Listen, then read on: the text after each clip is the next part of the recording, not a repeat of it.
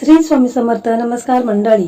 तर ही एकादशी खूप अशी महत्वाची आणि या एकादशीला धार्मिक महत्व देखील आहे. तर 15 मार्चला आलेली आहे, म्हणजे रविवारी आलेली आहे पापमोचनी एकादशी. ही एकादशी धार्मिक आणि आध्यात्मिक दृष्ट्या अत्यंत पवित्र मानली आहे. तर मंडळी, या एकादशीच्या दिवशी जर आपण लग्नासंदर्भात काही उपाय केले तर त्याचं फळ आपल्याला तात्काळ मिळेल. तर मंडळी, आपण पाहत असतो की बऱ्याच मुलांच्या लग्नाला उशीर झालेला आहे, म्हणजे लग्नामध्ये काही ना काही प्रॉब्लेम हे येत असतात. एखाद्याचं लग्न आहे तर ते लग्न देखील ठरलेलं असून देखील ते मोडून जात असतं. हे असं का होतं? तर प्रत्येकाची कुंडली ही वेगवेगळी असते. काहीकांच्या कुंडलीमध्ये ग्रहदोष असतो, म्हणजे पितृदोष असतो, नजर दोष असतो, कालसर्पदोष असतो. तर हे जे सर्व दोष असतात, तर आपण हे जे सारे उपाय केले तर त्याने ते दोष आहेत तर ते दूर होतील. आणि मुलांच्या लग्नात जे काही प्रॉब्लेम, जे काही अडथळे येत आहेत तर ते दूर होऊन मुलांचे लग्न हे लवकरात लवकर होते. कारण आपण पाहतो की मुलगा चांगला जॉब करत आहे किंवा मुलगी चांगली जॉब करत आहे, दिसायला छान आहे, तरी देखील त्यांचं लग्न हे ठरत नाही किंवा ठरलेलं लग्न काही ना काही कोणता ना कोणता कारण निघून ते लग्न हे मोडून जात असतं. तर ही एकादशी खूप अशी महत्त्वाची आणि धार्मिक दृष्ट्या हिला खूपच महत्त्व आहे आणि म्हणून आपण या दिवशी काही उपाय लग्नासंदर्भात करायचे आहेत. यामुळे मुलांचं लग्न हे लवकरात लवकर ठरेल. तर या एकादशीच्या दिवशी आपल्याला फक्त हळद कुडीचा उपाय करायचा आहे. आपल्याला फक्त 7 हळकुंड असतात तर ते लागणार आहेत. एकदम साधा आणि सोपा उपाय आहे, परंतु खूप असा प्रभावी आणि चमत्कारी उपाय आहे. तर आपल्याला या एकादशीच्या दिवशी आवर्जून हा उपाय करायचा आहे.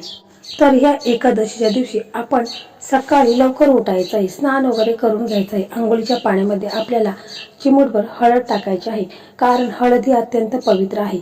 आणि जेव्हा आपण हळद पाण्यामध्ये टाकतो तेव्हा आपला गुरुग्रह हा मजबूत होतो. कारण लग्नामध्ये जास्तीत जास्त म्हणजे गुरुग्रह हा मजबूत असेल आणि इतर ग्रह तुमचे कमजोर असतील तरी देखील चालेल, परंतु गुरुग्रह हा स्ट्रॉंग असेल तर लग्नात कोणतेच अडथळे येत नाहीत.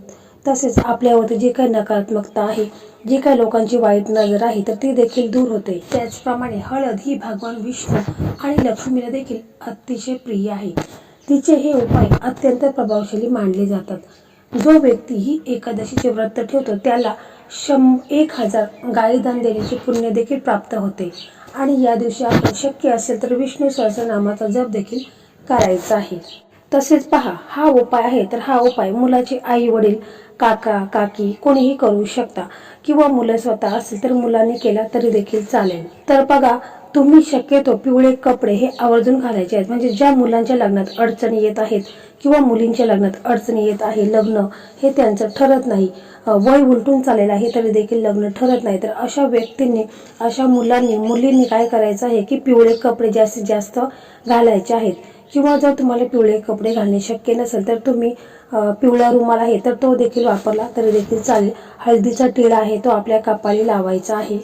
तर असे छोटे छोटे उपाय हे देखील करायचे आहे. तर बघा, आपल्याला या दिवशी सकाळी ब्रह्ममुहूर्तावर उठायचं आहे, आंघोळ करायची आहे. त्याच्यानंतर आपला देवघर आहे, त्या देवघरासमोर आपल्याला बसायचं. या एकादशीच्या दिवशी तुम्ही शंखामध्ये थोडंसं दूध आणि गंगाजल टाकून श्री हरी विष्णू माता लक्ष्मीला अभिषेक घालून घ्यायचा आहे. किंवा तुमच्याकडे श्रीकृष्ण असेल, बालकृष्णाची मूर्ती असेल तर त्याला देखील तुम्ही अभिषेक करून घ्यायचा आहे. दिवा लावायचा आहे, अगरबत्ती लावायची आहे. मुलांच्या लग्नासंदर्भात ज्या काही अडचणी समस्या आहेत तर त्या बोलायच्या आहेत. तसेच या दिवशी जर आपण उपास ठेवल्याने आपल्याकडून अजाणतेपणाने काही पाप झालं असेल तर त्यापासून मुक्ती मिळते. अशी ही खूप प्रभावी एकादशी. तर पहा, हा उपाय आहे तर हा उपाय आपल्याला संध्याकाळी करायचा आहे. म्हणजे 3 सांजेच्या वेळेस 7च्या नंतर तुम्हाला हा उपाय करायचा आहे. 6:30 7च्या नंतर हा उपाय तुम्ही करू शकता. या उपायासाठी आपल्याला 7 हळकुंड लागणार आहेत आणि 1 कलावा लागणार आहे. थोडंसं पिवळे चंदन लागणार आहे. प्रथम आपण तुळशी मातेजवळ 1 तुपाचा दिवा लावायचा आहे. त्या दिव्यामध्ये आपल्याला 1 हिरवी वेलची टाकायची आहे, चिमूटभर हळद टाकायची आहे आणि दिवा प्रज्वलित करायचा आहे. त्याच्यानंतर 7 हळकुंड आपण घेतलेले आहेत. त्या हळकुंडांना पिवळा चंदन आहे तर तो ओला करायचा आहे आणि 7 हळकुंडांना तो लावायचा आहे. त्याच्यानंतर काय करायचं आहे की जो कलावा आहे किंवा तुमच्याकडे जर कोणता सफेद धागा असेल तो घ्यायचा आहे आणि जे 7 हळकुंड आहे तर त्यांना व्यवस्थित बांधायचं आहे. म्हणजे 7 वेळा आपल्याला त्याला बांधायचं आहे. म्हणजे हळकुंडाला 7 वेळा 7 फेरे मारून बांधायचा आहे. त्याच्यानंतर हा उपाय आई वडील करत असतील तर त्यांनी हे जे हळकुंड आहे बांधलेलं, तर ते आपल्या माथ्याला स्पर्श करायचं आहे, किंवा मुलं स्वतः करत असेल तर त्याने हे हळकुंड आहे तर त्यांच्या माथ्याला स्पर्श करून घ्यायचं आहे. किंवा जर मुले स्वतः इथे नसतील, ते बाहेर राहत असतील, तर मग त्यांचा फोटो असेल तर त्या फोटोला तुम्हाला हे जे हळकुंड आहे तर ते फोटोला टच करून घ्यायचं आहे. त्याच्यानंतर मग आपण तुळशी मातेला नमस्कार करायचा आहे. मुलांच्या लग्नासंदर्भात जे काय अडचणी आहेत, संकट आहेत, ग्रहदोष आहे, पितृदोष आहे, नजर दोष आहे, तर ते देखील आपण बोलायचं आहे. म्हणजे मुलाची आई उपाय करत असेल तर तिने आपल्या मुलांसाठी बोलायचं आहे की मुलांच्या कुंडलीमध्ये जे काही ग्रहदोष आहे, पितृदोष आहे, नजर दोष आहे, तर ते दूर होऊन मुलांचं लग्न हे लवकरात लवकर ठरू द्या. किंवा मुलं जर स्वतः हा उपाय करत असेल तर मुलांनी त्यांच्या लग्नासंदर्भात जे काही अडचणी आहेत, समस्या आहेत, तर ते बोलायच्या आहेत आणि तुळशी मातेला नमस्कार करायचा आहे. त्याच्यानंतर तुम्हाला तुळशी मातेला धूप दीप दाखवायचा आहे आणि जे आपण हळकुंड तिथे ठेवलेले आहेत, समजा हळकुंड तुम्ही एक प्लेट घ्या, त्याच्यामध्ये सध्या तुळशीच्या साईडला ठेवायचं आहे. त्या हळकुंडांना देखील तुम्हाला धूप दीप दाखवायचं आहे. आणि मग त्याच्यानंतर तुम्हाला तुळशी जी वृंदावन आहे त्याच्यामध्ये जी माती आहे तर ती थोडीशी बाजूला करायची आहे, म्हणजे खड्डा करायचा आहे.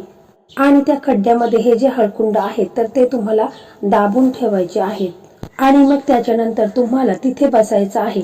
म्हणजे तुम्हाला तुळशी समोर बसायचं आहे, एक आसन घ्यायचं आहे, तिथे बसायचं आहे आणि तुम्हाला ओम नमो भगवते वासुदेवाय नमः हा मंत्र तुम्हाला म्हणायचा आहे. म्हणजे एक माळ तुम्हाला हा मंत्र जाप करायचा आहे. जर शक्य नसेल तर मग तुम्ही 21 वेळा म्हटलं तरी देखील चालेल. परंतु कोणताही उपाय जर आपण व्यवस्थित केला, म्हणजे 108 वेळा जर तुम्ही हा मंत्र जाप केला तर त्याचा जास्तीत जास्त आणि लवकर असर होईल. परंतु तुम्हाला वेळ नसेल तर मग तुम्ही 11 वेळा किंवा 21 वेळा म्हटलं तरी देखील चालेल. तर बघा, हा उपाय एकदम साधा आणि सोपा आहे. तुम्हाला फक्त पूर्ण श्रद्धेने, विश्वासाने हा उपाय करायचा आहे, तरच तुम्हाला त्याचा लाभ होईल. कारण आपण मनात किंतु परंतु आणलं तर मग तो उपाय आहे तर त्याचा आपल्याला फळ मिळत नाही. कारण कोणताही उपाय करत असताना मनापासून केला तरच त्याचा लाभ आपल्याला होत असतो. तर मंडळी, एकदम साधा आणि सोपा हा उपाय आहे, परंतु हा खूप चमत्कारी उपाय आहे. यामुळे मुलांचं लग्न देखील ठरलेलं आहे. काही दिवसातच तुम्हाला चमत्कार पाहायला मिळेल. मुलांसाठी स्थळ यायला सुरुवात होईल आणि काही दिवसात मुलांचं लग्न हे ठरेल. तर मंडळी, असेच लग्नासंदर्भात व्हिडिओ आपल्या चॅनलवरती आहेत. म्हणजे मराठी मेघना या यूट्यूब चॅनलवरती लग्नासंदर्भात भरपूर व्हिडिओ अपलोड झालेले आहेत आणि ते सर्व व्हिडिओ आहेत तर ते ज्योतिषांनी सांगितलेले महा उपाय आहेत. यामध्ये बऱ्याच मुलामुलींचे लग्न देखील ठरलेले आहेत. तशा मला कमेंट देखील आलेले आहेत, तर तुम्ही देखील ते व्हिडिओ जाऊन पहा. तुम्हाला जे आवडेल ते व्हिडिओ नक्कीच बघा. तर मंडळी, अशा प्रकारे आजचा हा व्हिडिओ होता. हा व्हिडिओ तुम्हाला कसा वाटला कमेंटमध्ये नक्की सांगा. व्हिडिओ आवडला तर व्हिडिओला लाईक करा, शेअर करा आणि चॅनलला सबस्क्राईब करा. धन्यवाद. आणि इतर मुलामुलींना देखील शेअर करा, ज्यांचं लग्न ठरलेलं नाही त्यांना देखील याचा लाभ घेऊ द्या. श्री स्वामी समर्थ. जय जय स्वामी समर्थ.